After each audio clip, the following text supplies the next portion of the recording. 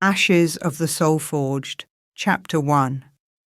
As observed by me, Valis of the Quiet Accord. I was not meant to notice the boy. That truth sits at the centre of all that followed, immovable and unadorned. The quiet accord exists so that my kind does not notice too much. We watch tides, not droplets, empires, not individuals. When mortals suffer, they do so within margins that history has already accepted as tolerable. And yet something bent, not loudly, not violently. A pressure formed where there should have been none, subtle as breath held too long. I felt it along the lattice of law that underpins the world, a deviation so small that most of my kind would never have turned their gaze. I did, and so I saw Ilaria again. Ilaria curves like a scythe laid gently across the world, its shape dictated less by geography than by the accumulation of human compromise. I have watched it since before its borders were named, since before its people learned to carve authority into stone and call it permanence. To the north, cold seas grind memory into rock. I have seen fleets vanish there and be remembered only as lessons told too late. Fishermen still pull up bronze from the deep, sword hilts and ship fittings that speak of ambitions swallowed whole. To the south, the plains burn gold beneath a sun that offers sustenance without mercy. Grain grows, cities eat. Gratitude is never part of the exchange. Rivers braid through the land like veins, carrying life, silt, rumour, and eventually blood. The ash flow runs red with iron from the eastern mountains. The silver run carries the taste of the capital's foundries all the way to the sea. Between them, smaller streams web the countryside, each with its own memory of drought and flood. Mortals speak earnestly of peace in Ilaria, believing it a condition rather than a delay. They measure it by treaties signed in wax and ribbon, by the absence of banners on horizons, by how long it has been since the last city burned. To my kind, peace is simply war that has not yet demanded payment. We have seen too many quiet decades end in screaming centuries. At the heart of the continent rises Silvershore, a crown of white stone and unbroken confidence. Its towers catch the sun and cast it back as declaration. We are here, we matter, we decide. Law is written there in chambers where the air tastes of ambition, enforced there by men who believe their armour makes them righteous, remembered there in archives that smell of dust and selective memory. Coin flows cleanly through its markets, or as cleanly as coin ever flows, which is to say leaving traces of desperation on every surface it touches. Oaths are binding until they are inconvenient, until the cost of keeping them exceeds the cost of explanation. Silvershore claims stewardship over all of Ilaria. It always has, even when its reach extended no farther than a day's ride from its walls, even when half the continent had never heard its name. The city believes in its own destiny with the faith of those who have never truly been denied. To the east, the land splits open along a canyon river, and from that wound rises Dragon's Bend. Smoke is permanent there, a second sky that turns sunsets the colour of old blood. Iron veins lie close to the surface, and its people tear them free with hands that crack like the stone they break. Hands that shorten their lives in payment for the ore that makes their city strong. Their fortresses are not beautiful.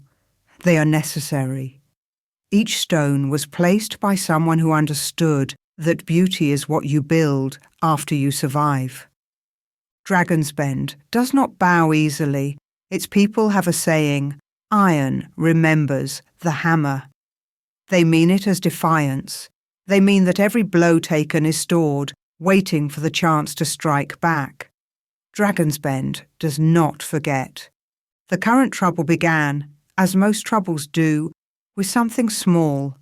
Trade disputes hardened into tariffs. Tariffs bled into skirmishes. Skirmishes became raids conducted without banners or witnesses, violence dressed in the clothes of banditry. No declarations were made. None were needed. Both cities understood the language being spoken. Silence served strategy better than honesty ever could.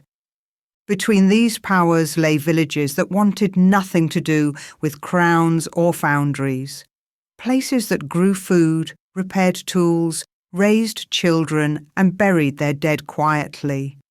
They paid taxes to whoever sent collectors. They sold grain to whoever brought coin. They endured, because endurance was the only choice that didn't end in ash. One of those villages was Oak Haven. I did not know its name until the pressure tightened, until the threads of fate began to bunch and knot around a single point, until a boy I was not meant to notice began to matter in ways that would shake the foundations of divine law itself. The forge stood just off the main road, positioned like a careful thought. From above it was unremarkable. Stone walls darkened by decades of smoke, a chimney that exhaled steadily like a creature that had learned patience through pain. It had existed longer than most who lived nearby could remember, longer than their parents, longer than their stories. The building had outlasted 3 wars, 5 floods, and countless smaller disasters. It would not outlast this night. Inside, the world narrowed to heat and iron. The boy worked. His name was Edrin, though at the time it had no weight beyond the sound it made when spoken. 15 years shaped by labour rather than indulgence. His shoulders were broad from hauling coal and working bellows, his posture unconsciously balanced. The body of someone who learned early that carelessness has consequences. His hands bore scars. Small burns from grabbed metal that looked cooler than it was. Old blisters hardened into callus. The mark on his left palm, where he'd gripped a blade wrong at age 7 and learned why his father insisted on proper form. These were not marks of war, but the quiet injuries of craft. Each strike of his hammer rang true. Steel remembers how it is treated. That is a law older than any my kind enforces. Every blow shapes not just the metal, but the soul of the one who strikes. Every quench teaches patience. Every fold builds layers of strength. In the forge, metaphor becomes literal. Character is hammered into existence, one careful strike at a time. Across from him stood his father, Brand. Brand did not rush. He never had. 43 years of life had worn him smooth, not weak. His forearms were thick, mapped with scars earned honestly over decades of work. He held the blade in tongs, adjusting its angle with the precision of habit rather than thought. His movement spoke of 10,000 repetitions, of skill so deep it had passed through consciousness into instinct. They were shaping a longsword, not commissioned, not destined for sale, not meant for killing. I felt that distinction clearly, like a thread pulled taut against expectation. In times of brewing war, every smith for 50 miles was taking contracts for weapons. The money was good. The work was steady. The moral weight was someone else's problem. But Brand had refused them all. A blade for beauty, he'd told his son when they began. To remind ourselves that we can make things for reasons other than death. Edrin had not questioned this, though he knew it meant lean months ahead. Though he knew their neighbours whispered about Brand's stubbornness. Though he knew his mother worried when she thought no one was watching. Counting coins with the careful arithmetic of poverty prevented but not defeated. Brand had refused contracts that year, Soldiers who wanted blades sharpened for war, merchants who wanted cheap steel for quick profit. He did not lecture them, he did not condemn them. He simply said no, and returned to his work. To Brand, labour was not neutral. Work shaped the soul of the one who performed it. He would not let war shape his. 4 strike, he told the boy, then let it breathe. Edrin obeyed. The hammer sang, not loudly, but cleanly. There was restraint in the rhythm, an understanding that force without listening only produces brittle results. The steel began to take shape, longer than a dagger, shorter than a war sword. A decoration, an exercise, a prayer in metal that violence was not the only truth.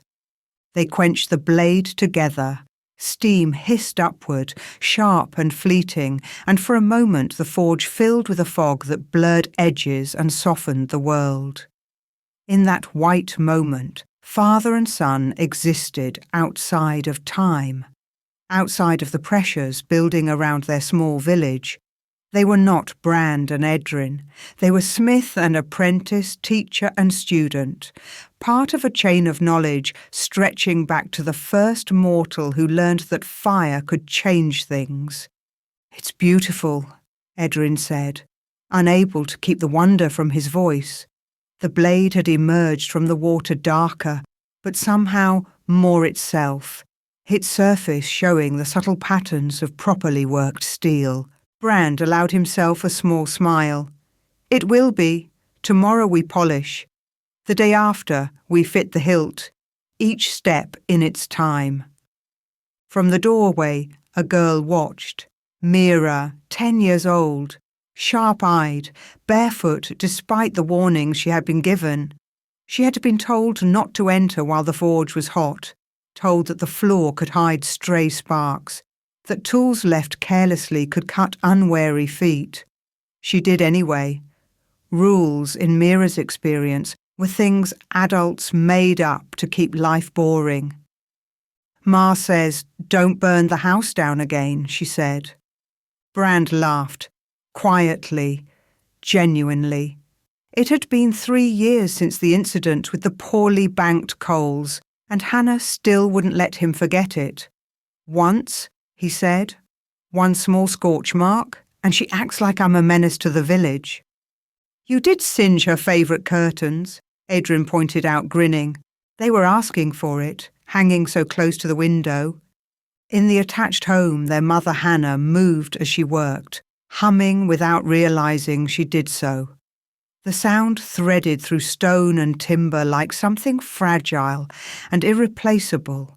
She was kneading tomorrow's bread, her hands sure and steady, adding just enough flour to keep the dough from sticking. The kitchen smelled of yeast and contentment, of 1,000 similar evenings blending into one perfect moment. The forge was warm. The family was whole. And that, more than anything else, explained the pressure I had felt. Not because they were important in the way history measures importance, but because they believed the world was fair. Because they acted as if kindness was strength. Because they chose creation over destruction and believed that choice mattered. The universe does not like to be contradicted. I have watched empires fall, not because they were weak, but because they mistook continuity for justice. The Ashanti kingdom believed its gold made it eternal until the mines ran dry and its neighbours remembered old grievances. The Solan hegemony thought its laws were perfect, until those laws became chains that strangled adaptation. Each power that falls believes itself different from those that came before. Each is wrong in precisely the same way. Brand believed that honest labour shaped honest lives. He believed that if he refused to forge instruments of cruelty, cruelty would pass him by. He believed that raising his children with calloused hands and full hearts would be enough to keep them safe. Such beliefs do not anger the world.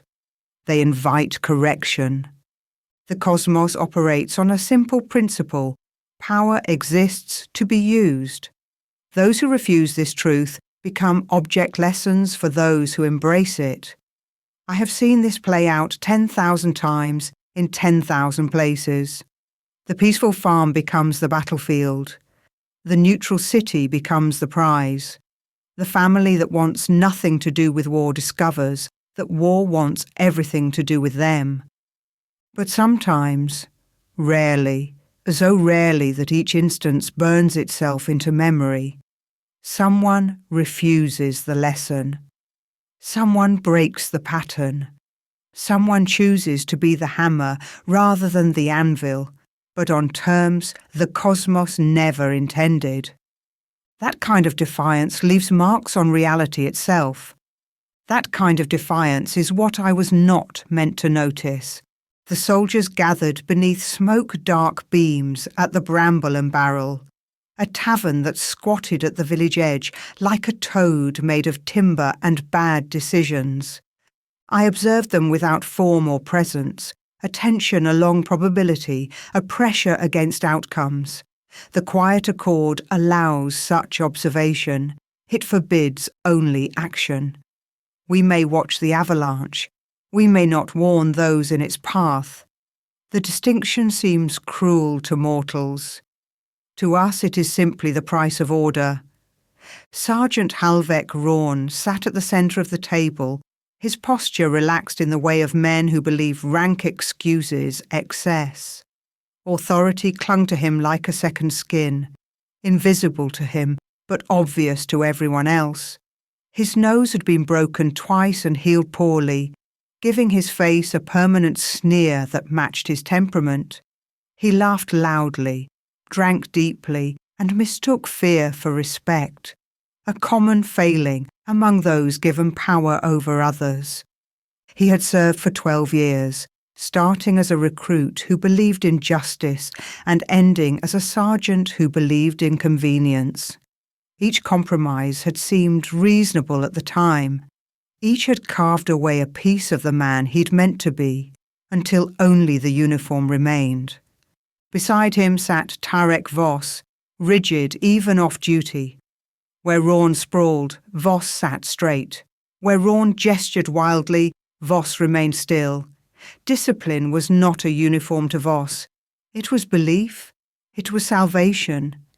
His eyes never stopped moving, tracking exits, watching hands, cataloguing threats real and imagined. He drank water while others drank ale. He listened while others spoke. Voss had found the military after a youth spent in Silvershaw's gutters. Structure had saved him from himself, given him purpose, given him worth. He clung to regulations the way drowning men cling to rope. Any deviation from order was a personal threat, a crack in the foundation of his carefully constructed self. Halvan Mar fidgeted, fingers tapping against his cup in rhythms that meant nothing. Fear lived close to the surface in him, and he despised it. He drank not for pleasure, but for quiet, hoping that enough ale would drown the voice that whispered he didn't belong here, that he'd never wanted to be a soldier, that he'd only joined because the harvest failed and his family needed coin. 3 years in, and he still flinched at shadows. And Orin Cull, youngest, quietest, watched the others carefully. 19 years old and desperate to matter. His posture was eager, his silence rehearsed. He laughed when they laughed, drank when they drank, agreed when agreement seemed expected. He wanted to belong more than he wanted to be good. That desire would kill him before dawn, though he didn't know it yet. They complained, they drank. They watched villagers avert their eyes. "See how they look at us," Rawn said, his voice carrying deliberately. "Like we're the enemy, like we're not bleeding to keep them safe." "They're ungrateful," Voss agreed, the word precise as a blade. "We maintain order, they maintain nothing." Mar said nothing. but his fingers tapped faster. Oren nodded eagerly. They have no idea what's out there, what we protect them from. Each slight, real or imagined, settled into them like sediment. The barmaid who served them quickly and departed quicker. The locals who chose tables at maximum distance. The conversations that died when they entered and resumed when they thought themselves out of earshot. Ordinary caution became calculated insult. Normal wariness became personal affront. Ishkara, the veiled Moor's influence, moved through the tavern like smoke through cloth, not as command, but as permission. It slid into their thoughts as remembered grievance, as resentment that felt self-authored rather than imposed. The Varkul do not control. They cultivate. They water seeds already planted and wait for the harvest. They mock you, the influence whispered without words. They hoard coin while you risk your lives. They think themselves better than you. They give you nothing but contempt and expect everything in return. Truth was irrelevant. Truth had no place at this table, in this moment, with these men who had already half decided what they wanted to believe. The villagers feared them because soldiers had given them reason to fear. But acknowledging that would mean acknowledging their own failures, their own compromises, their own slow transformation from protectors to predators. Easier to blame the protected, easier to take what wasn't given, easier to let resentment choose the path. That blacksmith, Rawn said suddenly. Brand refused another contract today. War work? Voss asked. Repair work? Said his forge was committed to other projects. Rawn spat. Other projects. While soldiers go without proper steel. He's been refusing all year, Mars said quietly. Makes you wonder what he's hiding, Oren suggested, eager to contribute. By the time Rawn stood, the decision had already been made, not in words, not in plans, but in the space between grievance and permission, where Ishkara's influence grew like mushrooms in the dark. Time to remind them, Rawn said, why order requires respect. And law tightened around me like a fist. I felt the imbalance clearly then, not as intrusion, but as wrongness tilting the scales. Her kind delights in such moments, when mortals mistake impulse for justice, when the small cruelties they've nursed in private spill out into public action, when the gap between who they meant to be and who they've become yawns wide enough to swallow conscience whole. The quiet accord does not forbid observation. It forbids intervention. The distinction has weight, metaphysical weight that binds reality itself. I could no more act to prevent what was coming than a mountain could choose to walk. The laws that govern my kind are not suggestions. They are architecture. They are the bones on which creation hangs. And so I watched. Brand was banking the forge's fires when they arrived. It was a ritual he performed the same way each night, spreading the coals just so, ensuring they would smoulder safely until morning, wasting neither fuel nor risking flame. Edrin swept the floor, gathering the day's detritus of scale and slag. Simple tasks, end-of-day tasks, tasks performed by smiths for generations uncounted in forges across the world, as natural as breathing. The door opened wrong.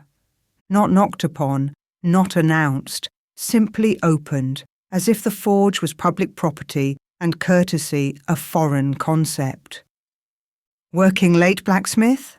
Sergeant Rawn's voice carried the particular tone of authority, looking for an excuse to express itself. Brand straightened slowly. His hands stayed visible, stayed empty. He had lived through enough troubled times to know that sudden movements near armed men rarely improved situations. Sergeant, he acknowledged. Behind Rawn, the other 3 soldiers arranged themselves with the casual precision of those accustomed to violence. How can I help you? Help? Rawn stepped inside, his boots loud on the stone floor. You've been refusing to help for months. Thought we'd discuss that. Edrin stopped sweeping. His grip on the broom handle shifted slightly, not quite a weapon stance, but adjacent to one. Brand caught his eye, shook his head minutely. Not yet. Maybe not at all. I've refused no legitimate requests, Brand said carefully. My forge serves the village's needs. The village's needs. Voss spoke from behind Rawn, his voice flat. Not the kingdom's, not the soldiers who protect this village. I wasn't aware protection required payment beyond our taxes. It was the wrong thing to say. Truth often is. Rawn's hand moved to his sword hilt, not drawing, just resting there. A reminder, a promise. Everything requires payment, blacksmith, respect, gratitude, cooperation. I meant no disrespect, but you gave it anyway. Rawn moved deeper into the forge, examining tools with the air of a man calculating their resale value. Refusing honest work, acting like you're too good for military contracts, making us look weak to the locals. That was never my intent. Intent? Rawn picked up a hammer, not Brand's personal hammer, but a smaller one used for detail work. He tested its weight. Intent matters less than action, doesn't it? And your actions say you think we're not worth your time. The atmosphere in the forge shifted. What had been tense became dangerous. What had been words began edging toward deeds. I felt it in the probability streams, the narrowing of possible futures into a single violent channel. From the house came footsteps. Hannah appeared in the doorway between home and forge, flour still on her hands. Brand? I heard voices. She stopped, taking in the soldiers, the positions, the threat hanging in the air like smoke. Go back inside, love, Brand said quietly. Just a misunderstanding. But Mira peered around her mother's skirts, curious and unafraid in the way children are before they learn better. Rawn smiled. It was not a pleasant expression. A family business. How touching. Tell me, blacksmith, do your wife and daughter share your contempt for those who keep them safe? Leave them out of this. For the first time, heat entered Brand's voice. Not much. Just enough to show where his boundaries lay. Just enough to show Rawn where to push. The violence began with a thrown hammer. Not thrown at anyone. Rawn had that much restraint left. Thrown through the window of the attached home. The crash of breaking glass was shocking in its sudden reality, transforming threat into action, potential into kinetic. Hannah pulled Mira back, but not before the girl's eyes went wide, with the understanding that adults could break things too, that uniforms didn't mean safety, that the world contained dangers their small home couldn't keep out. That's for disrespect, Rawn said. Want to see what refusal earns? Brand moved then, not aggressively, just stepping between the soldiers and the doorway to his home. I'll forge what you want, no charge, just please. Leave my family be. Now he cooperates, Voss observed. After we had to come here, after we had to make a point. Seems like the lesson needs to be clearer, Rawn decided. What followed was systematic, not frenzied, not passionate, systematic. They broke things that could be broken. They scattered tools that had been carefully organized. They overturned quench barrels, sending water across the floor in dark streams. They tore drawings from walls, plans for future projects, sketches of completed works, the visual memory of a life spent making. Brand endured it. Every instinct screamed at him to fight, to grab the hammer at his bench, to make them pay for every violation. But Hannah and Mira were watching, and 4 soldiers were 3 too many, and violence answered with violence would only end one way. So he endured. Edrin did not. When Ma grabbed the display sword, the one they'd been making, the one that was beauty for beauty's sake, and raised it to break it across his knee, Edrin moved. The broom handle caught Ma across the throat. Not a killing blow, but enough to drop him choking. Edrin followed through, momentum carrying him toward the sword, hand reaching. Voss's blade took him in the side. I have seen countless deaths. I have watched empires fall and gods fade. I have observed the heat death of stars and the birth of new realities. But watching that boy, barely more than a child, defending nothing more than principle, bleed out on his father's forge floor, I felt something I had not felt in eons. I felt the urge to act. The quiet accord held me like chains forged from the first words and ever spoken. I could not intervene, could not save, could not even comfort.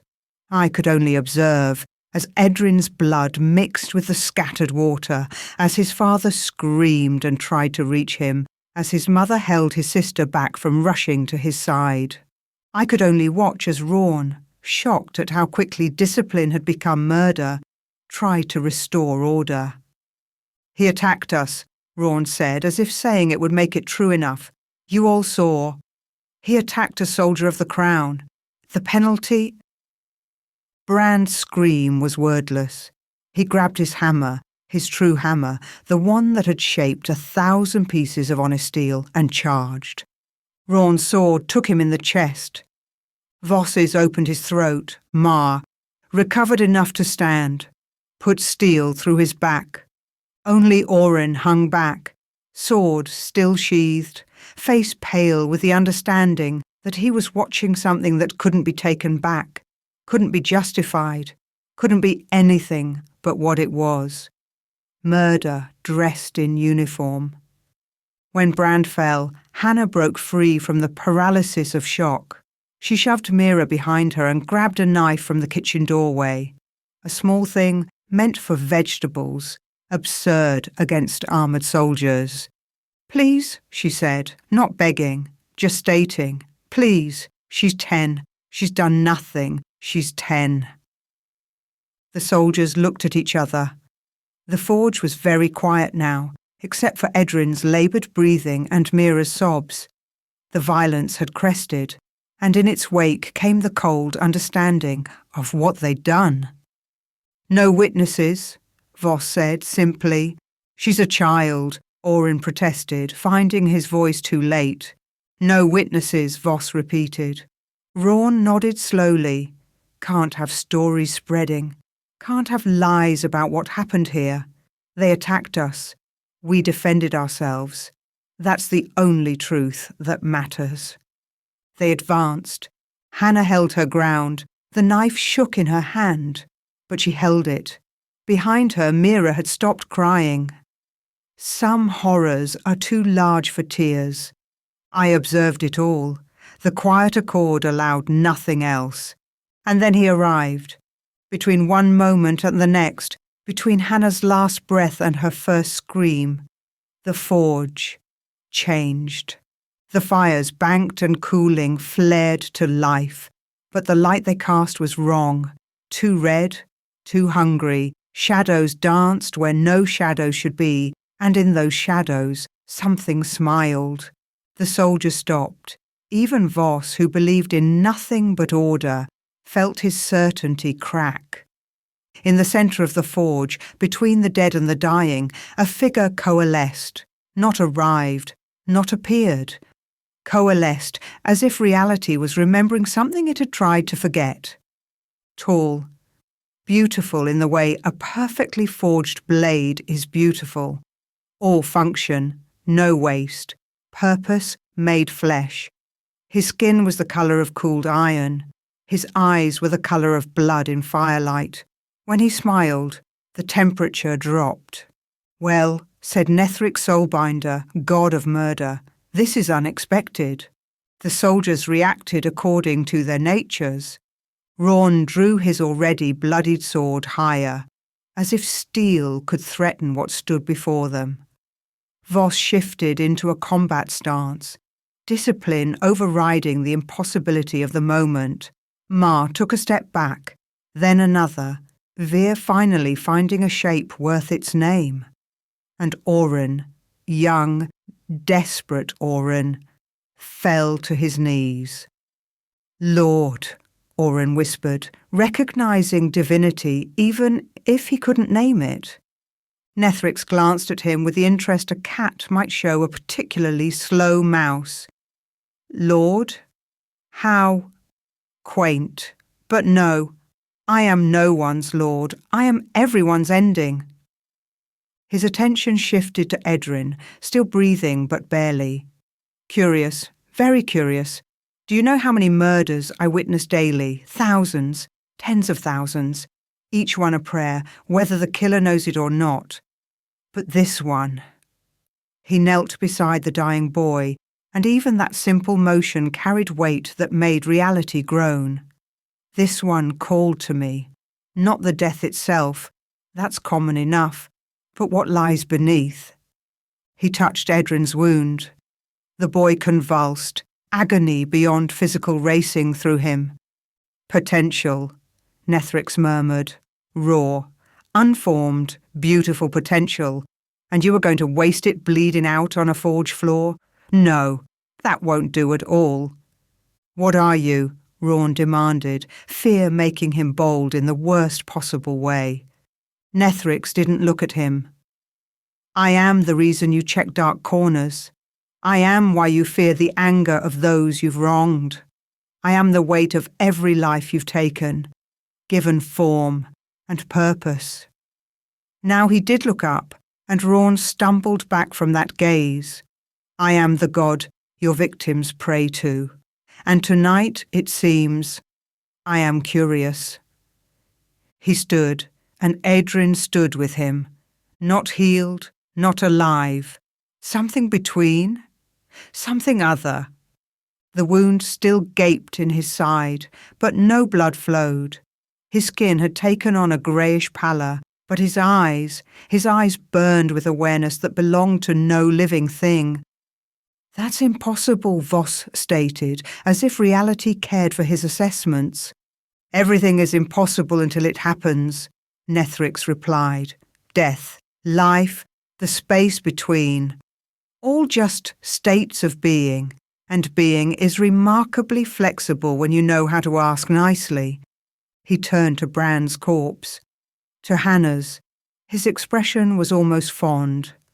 Good deaths, defending what they loved, facing those who wronged them, the kind of murders that have weight, that matter, the kind that demand. "What's the word?" He smiled. "Justice." "We are soldiers of the crown," Rawn began. "You are murderers," Nethrix corrected pleasantly. "Oh, I don't judge. I'm the god of murder after all. But let's call things by their proper names. You came here in anger. You destroyed what others built. You killed those who opposed you. You were ready to kill a child to hide your crimes. Murder most foul, as they say. It was justified.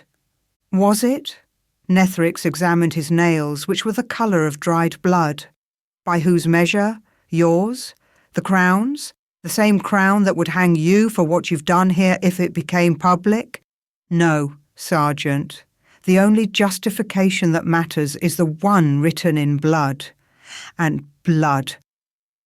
He gestured at the pooling evidence of their crimes. "Blood has its own opinions." Edrin spoke. His voice was his own but different, rougher, as if he'd been screaming, or as if death had scraped it raw. "They killed them?" 4 words, simple, true, carrying more weight than any accusation should. "Yes," Nethrix agreed, "they did. The question is, what are you going to do about it?" Edrin looked at his hands. They were steady now, steadier than they'd ever been in life. The tremor of youth was gone. The uncertainty of inexperience had vanished. In its place was something colder, something that knew, without learning, how fragile human bodies were, how easily they broke. I don't understand. Of course you don't. You've been dead for, 2 minutes? Give it time. The understanding will come. The hunger will come. And when it does, Nethrix picked up the decorative sword, the one that had started this. It began to change in his hands. When it does, you'll need something to feed it with. The blade in his hands began to change. What had been honest steel, wrought by patient hands, meant for display rather than death, twisted under divine will. The metal darkened like blood left to dry, its surface drinking light rather than reflecting it. At the crossguard, where pommel met grip, a red gem materialized from nothing. It pulsed once, twice, then settled into a steady rhythm that matched no heartbeat that had ever been. Soul weapons are rare beyond mortal comprehension, Nethrix said conversationally, as if discussing the weather while reality rewrote itself around him. In all the cosmos, perhaps a dozen true examples exist. Most are accidents, divine power touching mortal craft at precisely the wrong moment, creating abominations that consume their wielders within days. The few that survive become legends, then curses, then cautionary tales whispered by those who should know better. He turned the transformed blade, admiring it from every angle. This is different. This is deliberate. Your father forged it. You helped shape it. And I merely revealed what it always had the potential to become. That's not what we made, Edrin said. His voice carried grief too large for his years. No, Nethrix agreed. You made beauty. They made it necessary for beauty to grow teeth. The blade is still your father's work, still your labour. It's just evolved, adapted, learnt that in this world even art must be able to defend itself. He held out the transformed sword. Take it. Edrin stared at the blade. The gem pulsed, synchronized now with his own broken heartbeat. If something not quite alive could be said to have a heartbeat at all. I said take it. The god's voice carried weight that bent reality. Your father forged it. You shaped it. I merely revealed what it always was. A tool for taking. An instrument of severing. A hungry, beautiful thing that will love you as only weapons can. Edrin's hand moved without his permission. His fingers closed around the hilt. The moment skin met leather, the world exploded. Not outward, inward. Into Edrin poured sensation, knowledge, hunger. The blade knew itself now, knew its name, its nature, its need. It whispered without words, sang without sound, promised without lying. I am sorrow's edge. I am the final teacher. Through me, you will learn what loss truly means. Edrin gasped, tried to drop the sword. His hand would not open. First lesson, Nethrix said, stepping back with the air of an artist admiring his work. Every death carries power. Every soul severed leaves behind an echo. The blade will take that echo and feed it to you. Knowledge, strength, skill. The more powerful the life, the greater the feast. I don't want. Want? Nethrix laughed, and windows that hadn't broken yet cracked from the sound. Child, want has nothing to do with it. You are dead. Your family is dead. Justice is dead. All that remains is hunger and the feeding of it. Want is a luxury for the living. He turned to go, then paused. Oh, and boy? The one who hung back? Who didn't participate? Young Orin? He smiled over his shoulder. He ran while I was manifesting, probably halfway to the barracks by now. ready to spin a tale of bandits or demons or whatever lie will save his skin. You might want to handle that before he spreads his version of the truth. And between one blink and the next, the god was gone. 4 soldiers had entered the forge. 3 remained, staring at an impossibility given flesh. Edrin looked at them with eyes that belonged in no human face. The sword in his hand hummed with anticipation, its hunger a palpable thing that made the air taste of copper and regret. "He's one boy," Rawn said, trying to convince himself. "Dead or not, he's one boy with a sword he doesn't know how to use." Sorrow's Edge laughed. Not aloud. Sound was too crude for its amusement. It laughed directly into their minds. A sensation like glass breaking in their thoughts. "I don't know how to use a sword," Edrin agreed. His voice was still his own, still young, still carrying the ghost of who he'd been. "But I don't think that matters anymore."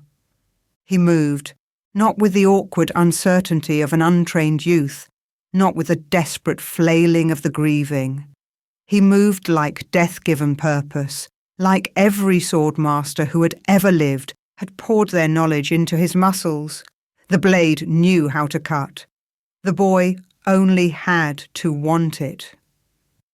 Ma died first, a perfect thrust that slipped between armor plates, finding the gap with surgical precision. He had time for one surprise sound, half gasp, half question, before Sorrow's Edge began to feed. It was not a clean death. The blade drank more than blood.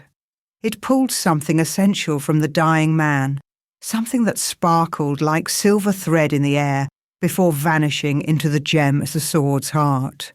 Ma aged 20 years in 2 heartbeats, his face collapsing into lines of premature decay.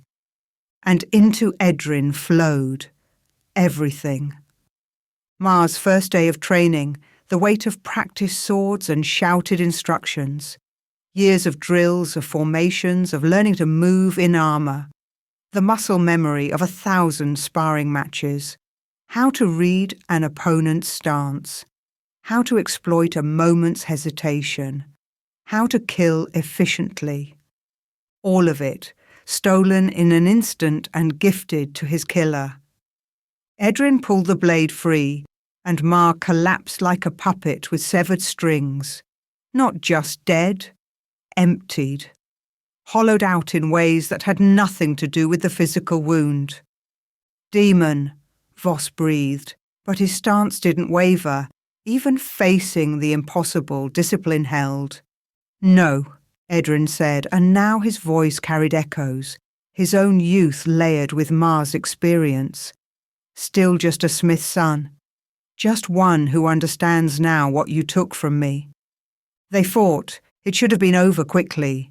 2 trained soldiers against 1 boy, even one armed with an abomination, should have been no contest.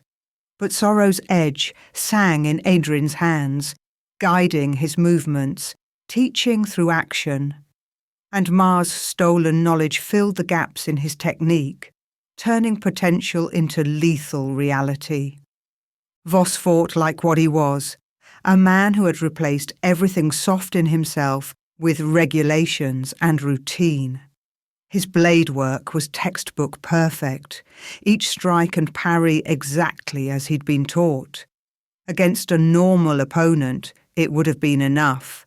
But Edrin was no longer normal, and Sorrow's Edge delighted in teaching him how to break perfection.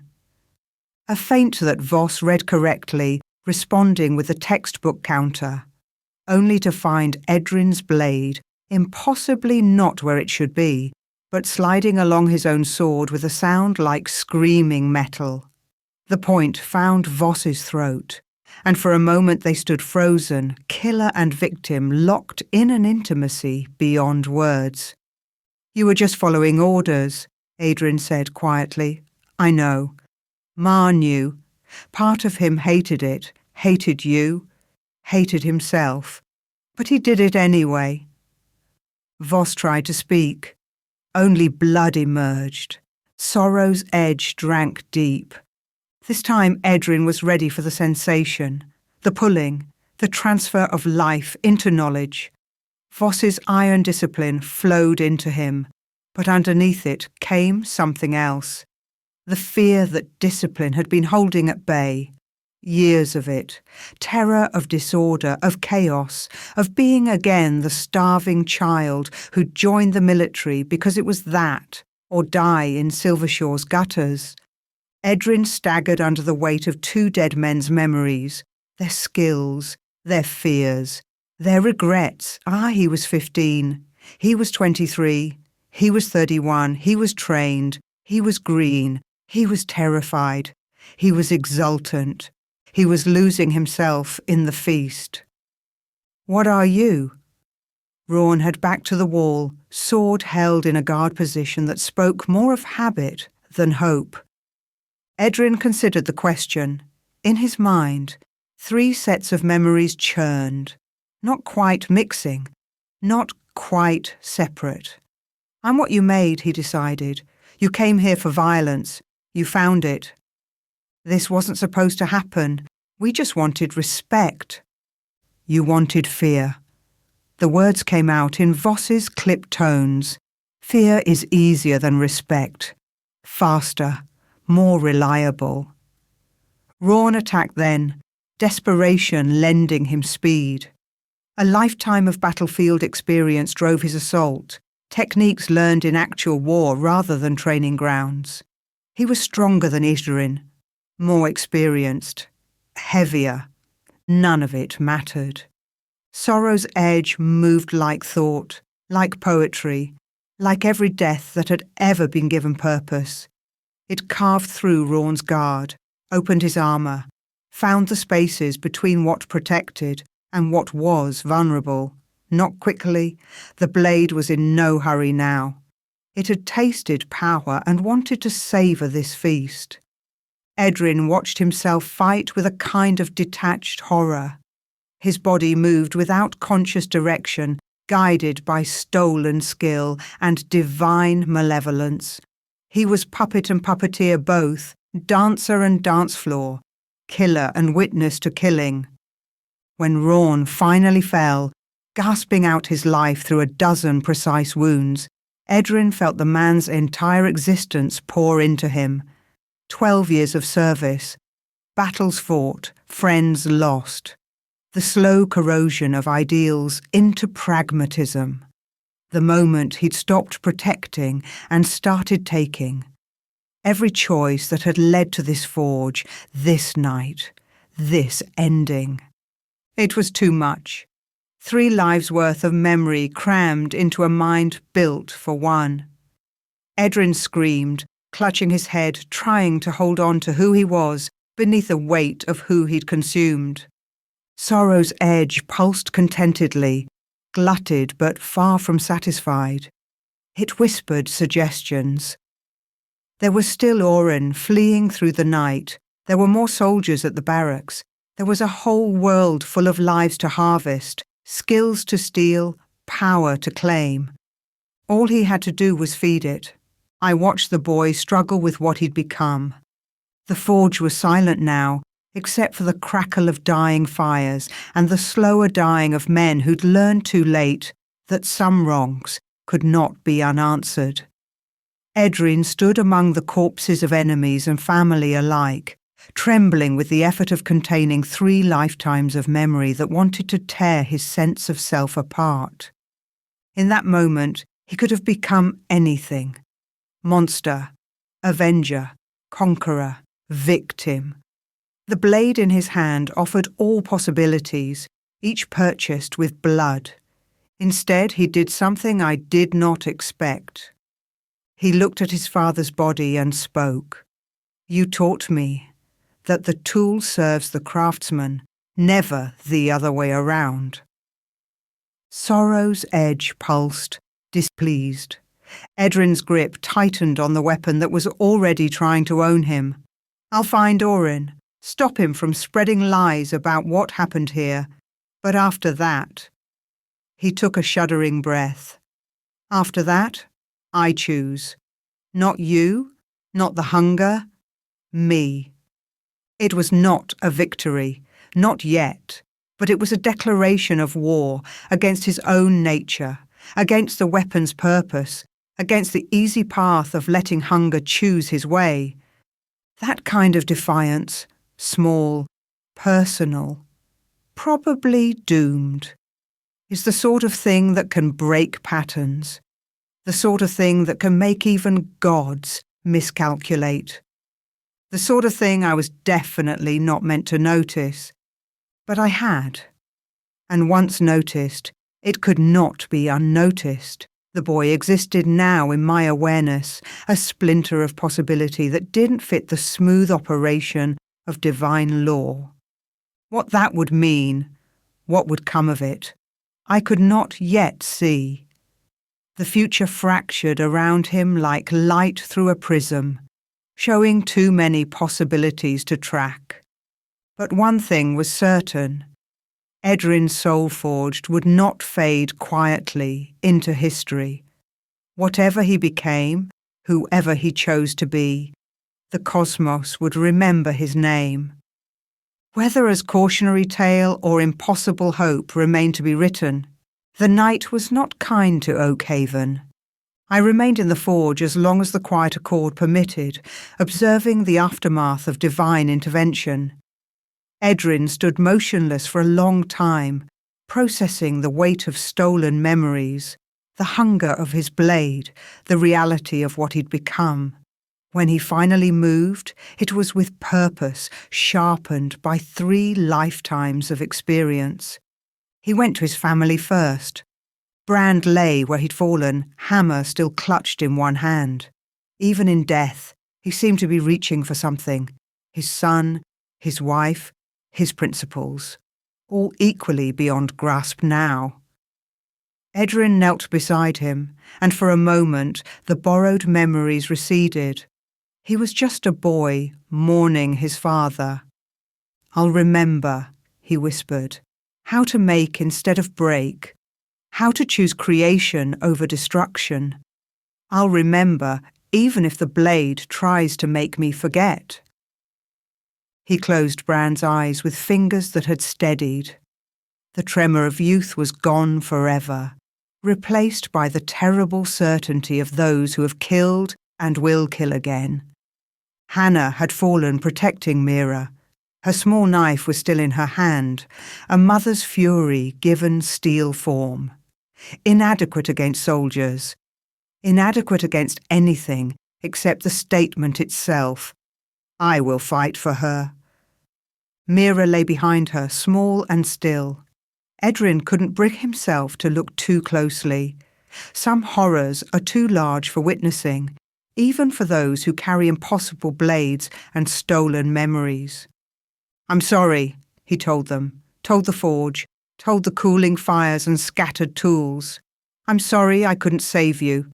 Sorry I couldn't be what you needed. Sorry that being good wasn't enough to keep you safe."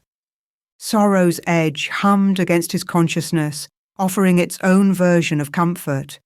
There were those responsible still breathing. There was justice to be carved from flesh. There was power to be claimed from the taking. Edrin stood. The blade's suggestions weren't wrong. They were just incomplete. "One more," he told it, "Orin. Then we see what else I can be besides your feeding hand." He left the forge without looking back. Some thresholds, once crossed, forbid return.